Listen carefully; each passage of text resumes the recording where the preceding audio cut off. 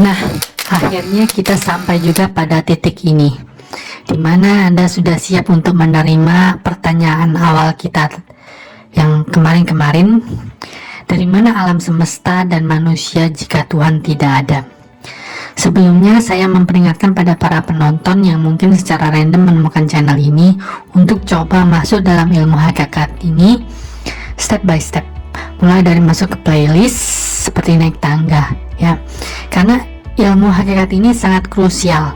Kalau Anda langsung loncat ke level ilmu hakikat 15 ini, Anda pasti akan jatuh atau mental ilmunya ya, kecuali kalau Anda memang sudah di tingkatan ilmu hakikat gitu, artinya ya Anda sudah sering baca buku sains. Tapi kalau Anda ternyata ya lulusan pesantren, sering disugesti oleh hal-hal yang berhubungan dengan agama, maka akan sulit untuk masuk atau terima ilmu hakikat ini. Pertama, saya akan membawa Anda untuk memahami bagaimana alam ini terbentuk menurut sains. Saya akan membuat video yang mudah untuk dimengerti, bahkan bila Anda bukan anak MIPA. Menyakup hal-hal seperti dari mana alam semesta terbentuk, lalu bagaimana kehidupan terbentuk, kemudian akhirnya menjadikan adanya manusia. Saya akan menjelaskan bagaimana alam ini terbentuk, akan terlihat masuk akal buat Anda bagaimana alam ini terbentuk independen tanpa adanya sesosok personal Tuhan atau supernatural being. Dan kemudian saya akan menjelaskan hal lain, misalnya dari mana kesalahan berpikir yang menyebabkan manusia menganggap bahwa alam ini muncul karena Tuhan. Dan saya akan membahas banyak hal terutama tentang teori evolusi. Kita semua mengerti bahwa alam semesta ini berasal dari ledakan besar Big Bang. Yang kemudian menimbulkan pemaknaan dan perenungan adalah bagaimana mungkin alam ini dengan kompleksitas dan keteraturannya dapat membentuk sistem alam termasuk di dalamnya kehidupan.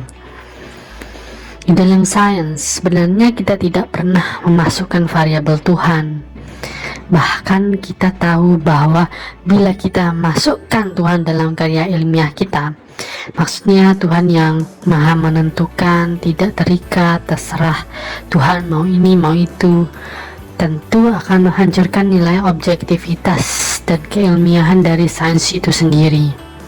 Namun anehnya banyak sekali di luar sana profesor dan doktor yang tetap percaya bahwa Tuhan ada di atas keteraturan tersebut. Nah, nanti saya akan coba jelaskan bagaimana keteraturan ini independently without supernatural being. Artinya bagaimana akan masuk akal bahwa keteraturan tersebut terbentuk tanpa adanya Tuhan. Oh iya, untuk ilmu hakikat 15 ke atas ini, saya berharap Anda ikuti saja dulu langkah-langkahnya. Pada konsep awal, Anda akan sangat kesulitan untuk berpikir bahwa alam semesta ini terbentuk tanpa adanya Tuhan.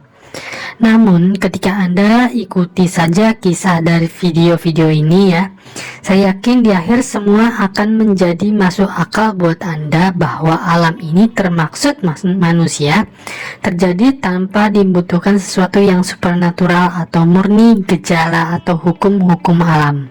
Nah, selanjutnya saya ingin Anda melakukan sebuah percobaan atau sekedar membayangkannya.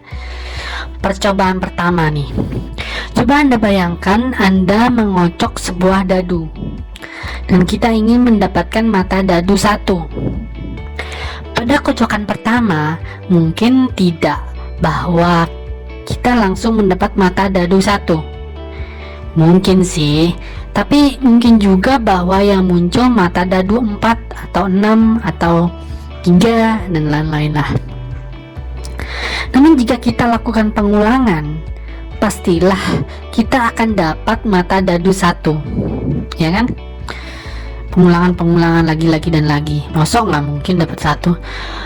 Peluang untuk mendapatkan mata dadu satu bernilai 1/6. Banyaknya pengocokan dapat berimbas ke frekuensi harapan.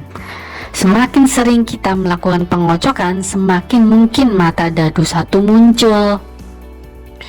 Nah, sekarang percobaan kedua nih. tambah lagi dadunya sehingga jumlah dadunya menjadi 2 biji nih.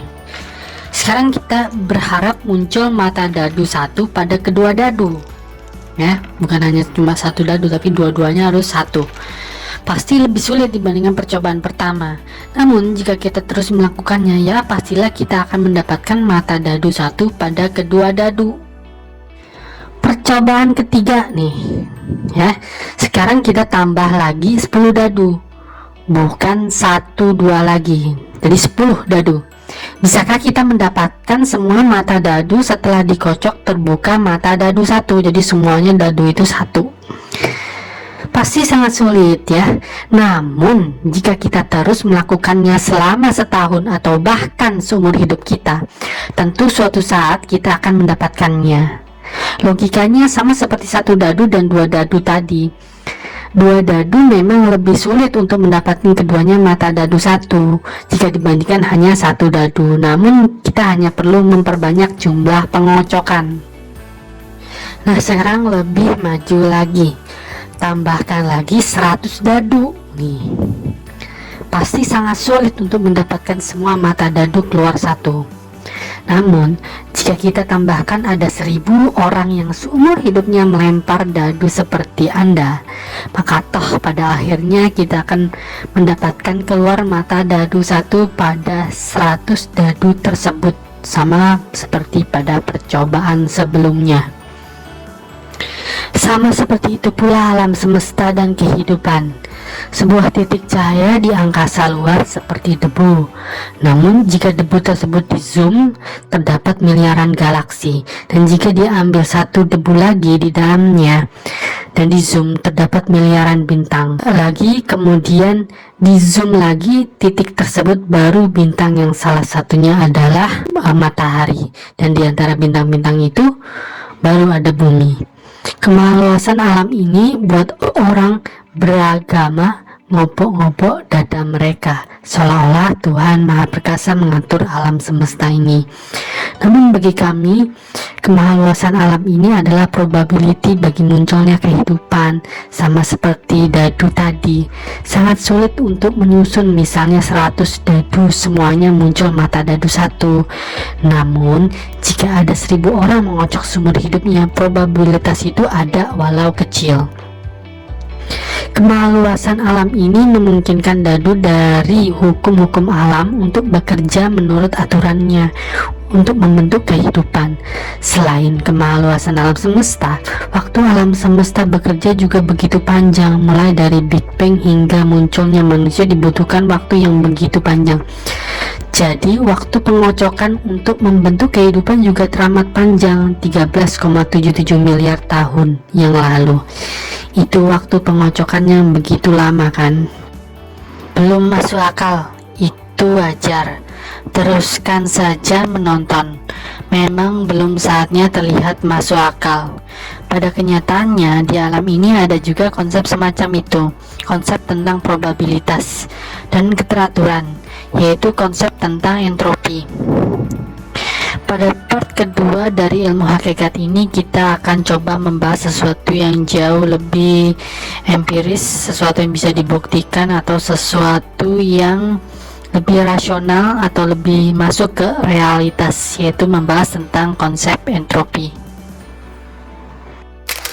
So, tetaplah pada channel ini karena kebenaran itu tidak datang pada orang-orang yang berintelektual, namun justru kadang kebenaran itu datang pada orang-orang yang berani.